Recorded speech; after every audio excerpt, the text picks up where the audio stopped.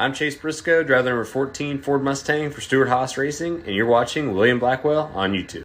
I am sure you have heard this before, but in life, there are many good people, but there are also many bad people. And that can go the same for sports series such as the NASCAR Cup Series, because in NASCAR, there are many drivers in the history that people loved and cannot get enough of. But there are also many drivers that people cannot stand and they hate them entirely. But the biggest takeaway of this all is that the most popular driver and the most liked driver in the NASCAR Cup Series history happened to be Dale Earnhardt Sr. And back in the day, let me tell you folks, he was a dirty racer. He wrecked everybody. It seemed like going for the win. And at the time, it was not an issue. But today it is, because Ross Chastain is wrecking people on a weekly basis, and I do not get why. Because though, in 2017, we saw Dale Earnhardt Jr. retire from the sport of NASCAR, because after the 2001 Daytona 500, a vast majority of Dale Sr. fans went on the junior bandwagon and supported him the entire way. And once he left the sport, a lot of fans just quit caring about NASCAR, and with that being such a vast majority of fans, NASCAR was dug into a deep hole, and they needed to find a way out of it. And what they needed was a villain, anti-villain, if you will, or anti-hero. And 2021 rolls around, and we see Ross Chastain driving the 42 car for Chip Ganassi Racing at the Atlanta Motor Speedway, helping out his teammate Kurt Busch getting the checker flag by blocking younger brother Kyle Busch so Kurt can get past him and get the win. At the time, Kyle Busch was a very hated driver. Everybody hated him. They could not stand him at all.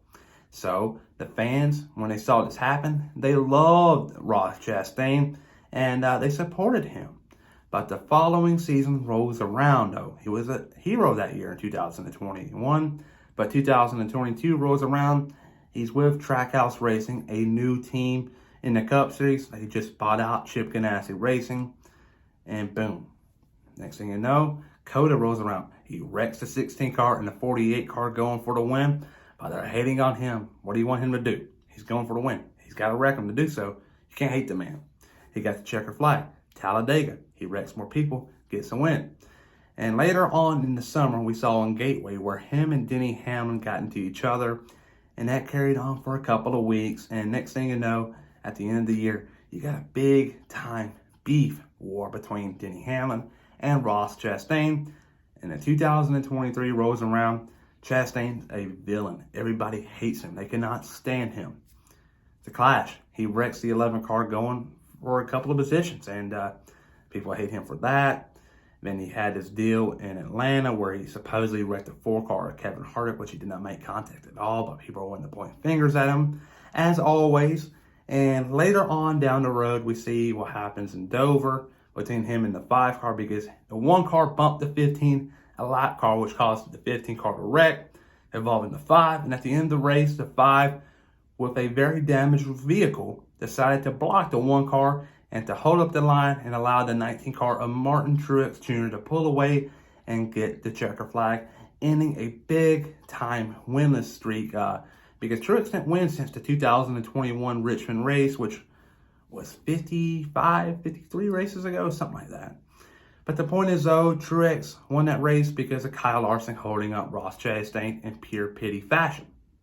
The following weekend, Kansas rolls around, and that's where we see the watermelon punch come along, because Ross Chastain was having his little deal with his team after the race, talking to them about what happened and what the car felt like and what they can do moving forward.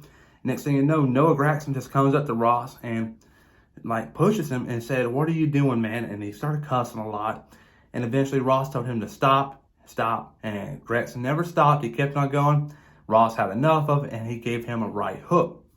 And the NASCAR security quickly broke that up, but Chastain got the punch. And to be fair, though, Gragson did walk up to him and start this little deal, and Chastain ended it. And the following weekend, it continued on. We're 3 weeks straight with Chastain controversy, and I think it's making the sport interesting. Him and Kyle Larson going for the win on an overtime restart. Turns 1 and 2, they wreck each other, and it's just going for the win. You cannot point fingers at all, because if Larson was on the bottom, he would drive the car up top into the wall.